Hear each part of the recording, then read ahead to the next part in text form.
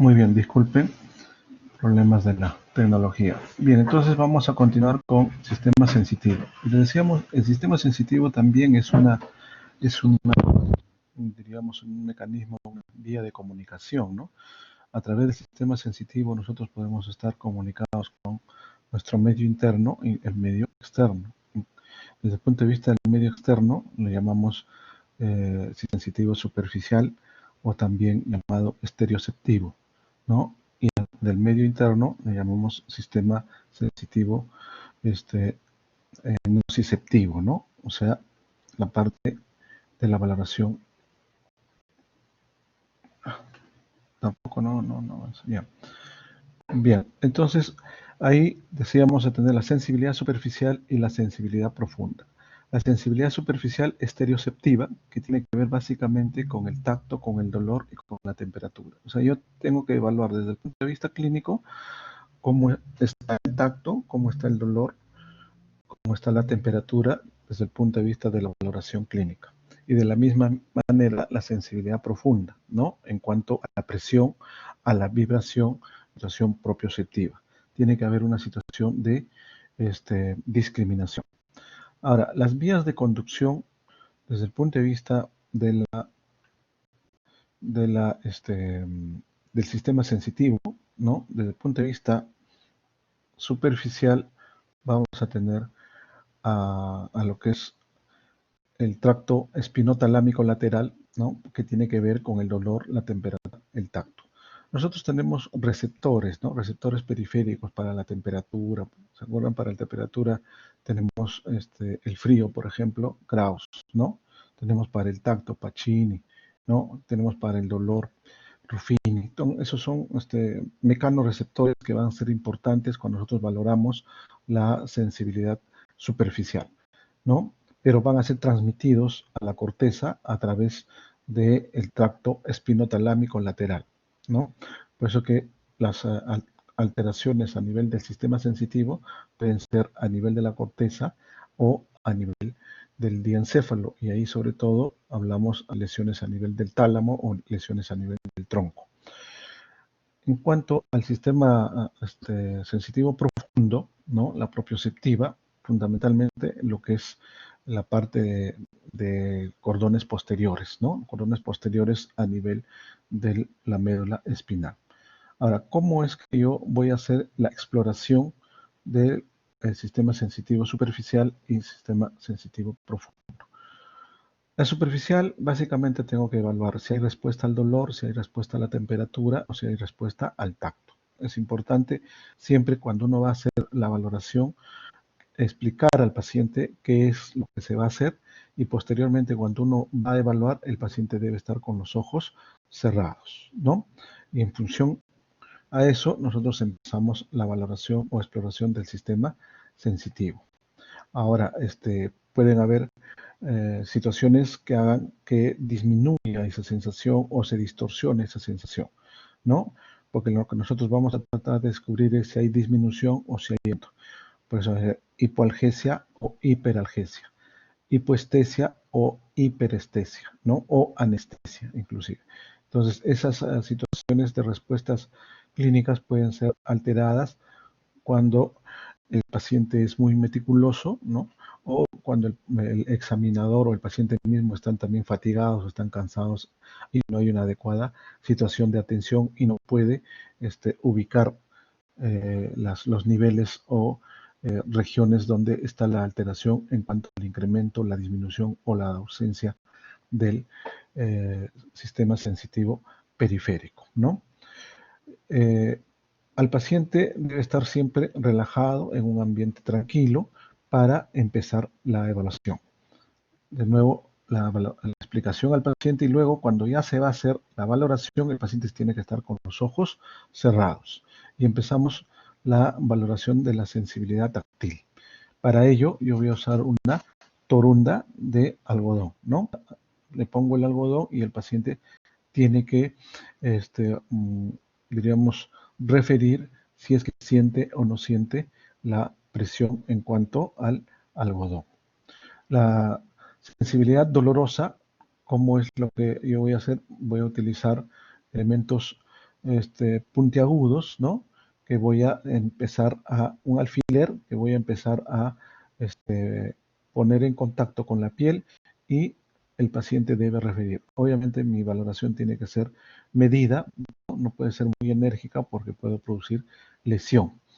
Entonces, la respuesta puede ser que está muy incrementada a una presión normal o está disminuida o está molida. Y ahí estábamos hablando de hipoalgesia, analgesia o hiperalgesia, y cuando hay una distorsión, ¿no? Una distorsión a ese estímulo, podemos estar hablando de alodinia, ¿no? Alodinia es una situación de distorsión en cuanto a la percepción de la sensibilidad dolorosa. En cuanto a la sensibilidad térmica, ¿no? Ahí básicamente hay que valorar la sensibilidad al frío y al calor. Para eso yo uso, diríamos, tubos de prueba en la cual pongo agua caliente y agua fría. Tengo que tener cuidado la temperatura, ¿no? Para caliente más o menos entre 35, ¿no? 40 para no producir una lesión o una... Y en el frío más o menos entre 8 a 10 grados para buscar la respuesta en cuanto a la sensibilidad térmica. ¿Ya? Esas alteraciones se pueden presentar cuando hay compromisos, inclusive desde el punto de vista central, a nivel de la corteza, a nivel del tronco, o cuando hay alteraciones a nivel periférico, sobre todo desde el punto de vista de las raíces nerviosas y fundamentalmente a nivel de los dermatomas, ¿no? Ustedes saben que los dermatomas son territorios de inervación de las raíces nerviosas y tenemos cervicales, torácicas, lumbosacras y coxigias, ¿no? Y uno puede identificar el nivel de lesión de la raíz. El otro aspecto importante es la sensibilidad profunda. Y en sensibilidad profunda la valoración es en cuanto a la sensación vibratoria, ¿no? Entonces hay que utilizar un diapasón y se pone en las zonas de prominencias óseas y uno siente también la vibración del diapasón y el paciente tiene que referir, ¿no? Que ya no siente la vibración en la misma relación que el examinador. Pero puede pasar que el paciente no siente antes de que haya terminado la vibración, entonces uno orienta una alteración desde el punto de vista de sensibilidad profunda, cordones posteriores, ¿no? Hay que poner en los ortejos de los dedos, a nivel de la rodilla, a nivel de los tobillos, o sea, donde hay prominencia ósea. Otro aspecto importante desde el punto de vista de la valoración de la sensibilidad profunda es advertir, ¿no? La posición. En este caso está evaluando todavía lo que es el diapasón, ¿no? En las zonas de las prominencias óseas para valorar si es que el paciente tiene o no la percepción de la vibración. El otro aspecto son el sentido de las posiciones, ¿no? Entonces también el paciente previamente con el ojo abierto, uno agarra el dedo, empieza a manipular, ¿no? Y posteriormente, o sea, manipula el primer dedo hacia arriba, hacia abajo, el segundo, el tercero, el cuarto, el quinto igual, y cuando va a hacer la valoración en el paciente, hace que cierre los ojos y uno dirige el dedo hacia arriba, hacia abajo, puede ser el medio o puede ser cualquiera de ellos, y preguntar al paciente si está hacia abajo, si está hacia arriba, no, si se ha manipulado o no. Entonces el paciente tiene que tener la capacidad de identificar esa situación de movimientos porque en función a ello podemos decir que hay alteración desde el punto de vista de la sensibilidad profunda, ¿no? Eh, Otro aspecto importante desde el punto de vista de la sensibilidad es la exploración de la sensibilidad cortical, ¿no? Y cuando hablamos de la exploración de la sensibilidad cortical, fundamentalmente estamos hablando las lesiones de la corteza sensitiva, ¿no? Entonces van a haber alteraciones desde el punto de vista de discriminación, sobre todo discriminación de dos puntos, y eso se hace a través de diríamos, de dos puntos muy contiguos para ver si es que puede identificar, ¿no? El paciente. Un compás, ¿no? Con sus dos puntas puede orientar a definir lo que es la discriminación en cuanto a los puntos o puntos separados, ¿no? Esa prueba valora la capacidad de distinguir el contacto que se aplican simultáneamente sobre la piel. Eso es importante valorar en cuanto al sentido discriminativo. Hay otro aspecto importante que también tenemos que ver en cuanto a la valoración de la sensibilidad profunda, es la capacidad que tiene la persona de poder reconocer, ¿no?, un objeto. Es decir, al paciente con los ojos cerrados se le da una moneda y el paciente puede, se le da una llave, se le da un lapicero, el paciente puede reconocer el objeto, ¿no? Inclusive en cuanto a su peso, ¿no? En cuanto a su forma, en cuanto a su tamaño. Y esa capacidad se llama estereognosia, ¿no? Y cuando hay una alteración, el paciente va a tener astereognosia, sobre todo cuando hay alteración a nivel de los cordones posteriores o a nivel cortical. El otro aspecto desde el punto de vista de la valoración de la sensibilidad profunda es la grafiestesia, ¿no? ¿Qué cosa es la grafiestesia? Es la capacidad que va a tener la persona de poder reconocer en su cuerpo el hecho de que uno pueda describir, ya sea un número, ya sea una letra, ¿no? O ya sea un signo. Es decir, en la palma de la mano, en el dorso, en el vientre, yo puedo poner número 7, número 8, puedo hacer un cuadrado, un triángulo y el paciente va a poder identificar. Esa capacidad de sensibilidad profunda se llama grafiestesia, ¿no? Y la dificultad será agrafiestesia. Hay otro aspecto importante también desde el punto de vista de la valoración del sistema sensitivo profundo, es la topognosia, ¿no? Esa es la capacidad, ¿no?, de identificar partes del cuerpo, ¿no? Eso es un dato importante, es decir, el paciente con los ojos cerrados puede decirnos, me está tocando la nariz, me está tocando el dedo, me está tocando la rodilla, ¿no? Ese es un procedimiento que nos orienta a una situación de integridad del sistema sensitivo profundo y lo llamamos topognosia.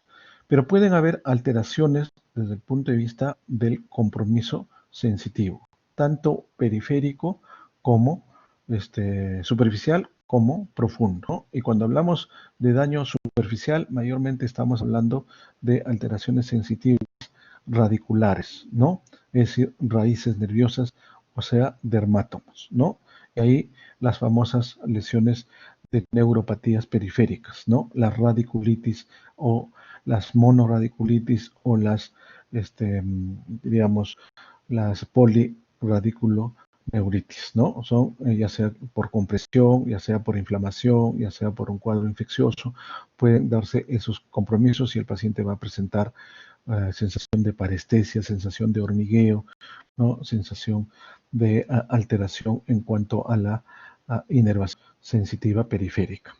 Va a variar, obviamente, dependiendo del compromiso de la raíz nerviosa, y ahí es importante tener en cuenta los dermátomos, como habíamos dicho, ¿no? Las cervicales, las torácicas, las lumbosacras. Y entonces podemos orientar si está en el territorio del nervio circunflejo, si está del mediano, ¿no?, del cubital radial o del femoral. Ahora, hay situaciones en las cuales también pueden haber problemas de daños múltiples radiculares, ¿no? Y ahí va a haber una alteración sensorial, se presenta como una situación de anestesia, una disminución de la sensibilidad. El ejemplo típico de las alteraciones sensitivas periféricas está en relación básicamente a problemas metabólicos, por ejemplo, como la diabetes mellitus, la neuropatía, ¿no? Problemas infecciosos virales como el Guillain-Barré, ¿no? Por una infección viral, inclusive ahora a propósito del COVID-19 hay neuropatías periféricas que el paciente puede quedar con una paraplegia o con una cuadriplegia. El problema está cuando el compromiso de la sensibilidad se hace en una situación que ya no solamente compromete miembros inferiores, sino puede comprometer los 4 miembros o inclusive el tórax. Además, es importante también mencionar que pueden haber problemas en cuanto a los daños de raíces posteriores, ¿no? Entonces, cuando hay lesiones a nivel de las raíces posteriores, se producen, ¿no?, alteraciones de la sensibilidad, pero con una localización que se ciñe muy cerca a la dermatometría, ¿no? Y ahí está lo que nosotros mencionábamos en cuanto a la distribución radicular en función a las metámeras o, ¿no?, a los dermatomas, ¿no? Tanto lo que es cervicales, tanto lo que es eh, torácicas, lumbosacras y coxígeas. También pueden haber síndromes desde el punto de vista de compromiso de daño medular, ¿no? En cuanto a alteraciones de la sensibilidad profunda. Y ahí, cuando hablamos alteraciones de la sensibilidad profunda desde el punto de vista de daño medular, fundamentalmente vamos a tener 3 o 4 patologías, ¿no? Las lesiones de cordón posterior, las lesiones del cordón central, ¿no? Las lesiones de cordón posterior, ¿no? Entonces, diríamos el síndrome tabético, que se produce básicamente en una enfermedad infecciosa como es la LUES, ¿no? Y que produce fundamentalmente alteraciones en cuanto a la sensibilidad profunda, pero con conservación de la sensibilidad al dolor y la temperatura, ¿no? Es decir, va a tener alteraciones de la grafiestesia, de la topognosia, ¿no? De la estereognosia, va a tener alteraciones a ese nivel, inclusive va a tener alteraciones en cuanto al equilibrio, en cuanto a la marcha, pero va a mantener la sensibilidad al dolor y la altura. Lesiones de cordón posterior también de tipo de síndrome tabético. Y las lesiones de la materia gris central de la médula, conocida también como lesión siringomiélica, ¿no? Hay una patología también de tipo infecciosa o a veces puede ser estructural de tipo anatómica, la siringomelia, que va a condicionar una lesión en el centro de la materia gris, ¿no? Y ahí lo que se produce es anestesia al dolor y la temperatura, ¿no? Al contrario de lo que era la lesión de cordón posterior o tabética, ¿no? Ahí va a haber una anestesia, tanto al dolor y a la temperatura, lo que se llama la disociación siringomiélica, ¿no? También van a haber lesiones a nivel de daño medular, sobre todo cuando hablamos de lesiones transversales. Es que pueden ser completas o incompletas, ¿no? Cuando hay una lesión transversal completa, obviamente se pierde todas las funciones por debajo de la lesión. Entonces hay pérdida de la sensibilidad, ¿no? Hay pérdida de la actividad motora y hay pérdida de diríamos, de la dirección desde el punto de vista de los esfínteres. Entonces el paciente tiene una paraplejía, si es que la lesión es a nivel de la legión dorsal en la columna, entonces va a paraplejía, va a tener anesia y va a perder el control de la vía urinaria y de la vía digestiva. Es decir, va a haber una vejiga neurogénica, ¿no? Entonces, las lesiones de transversales completas mayormente se producen en situaciones de traumatismos vértebros medulares, lo que nosotros conocemos una sección medular, ¿no? Completa. Pero también pueden haber lesiones transversales completas que no necesariamente están en relación a lo que es una situación traumática, sino a lesiones vasculares. Y esas lesiones vasculares mayormente por obstrucción que produce una isquemia y una muerte o una necrosis.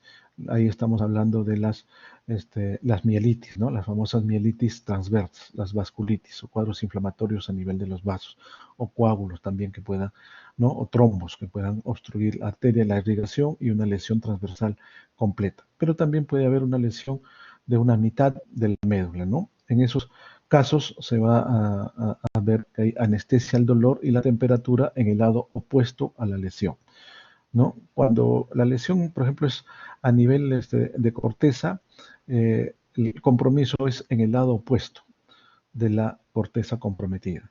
En cambio, cuando es a nivel del tálamo, a nivel de la cara es en el mismo lado, o sea, ipsilateral, pero a nivel del cuerpo es contralateral, o sea, en el lado opuesto de la lesión, tanto a nivel talámica como a nivel hipotalámica. Eh, También va a lo que nosotros mencionamos acá, las lesiones del tallo cerebral, ¿no?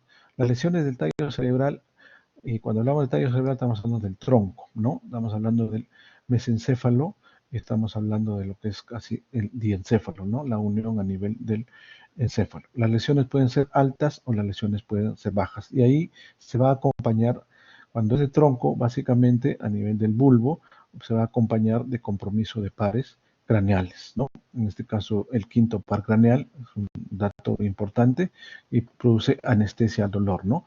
Y a la temperatura en el hemicara ipsilateral y hemicuerpo contralateral, cuando es a nivel del tallo. Si son altas, no se procede anestesia en la hemicara y en el hemicuerpo contralateral a la lesión. El otro dato importante es las lesiones del tálamo. Y ahí decíamos, ¿no? Cuando es lesiones a nivel del tálamo, a nivel de la cara va a ser ipsilateral y a nivel del cuerpo va a ser contralateral.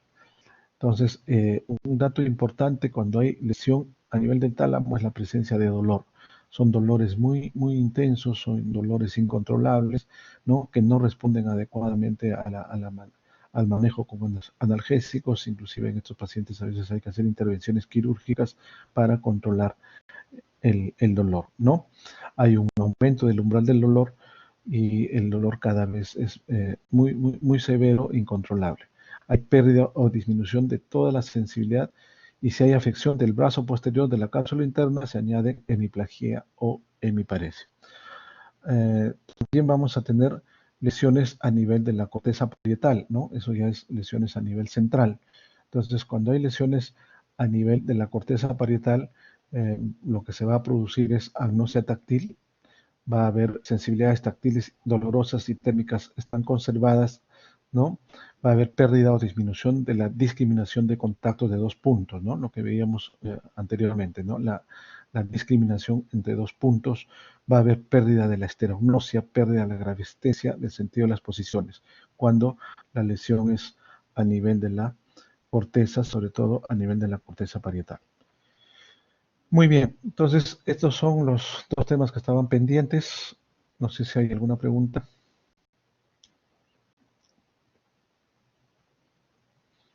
Bien, las preguntas para el examen va a estar en relación básicamente a los puntos que hemos tocado el día de hoy y en relación a lo que son casos clínicos, ¿no?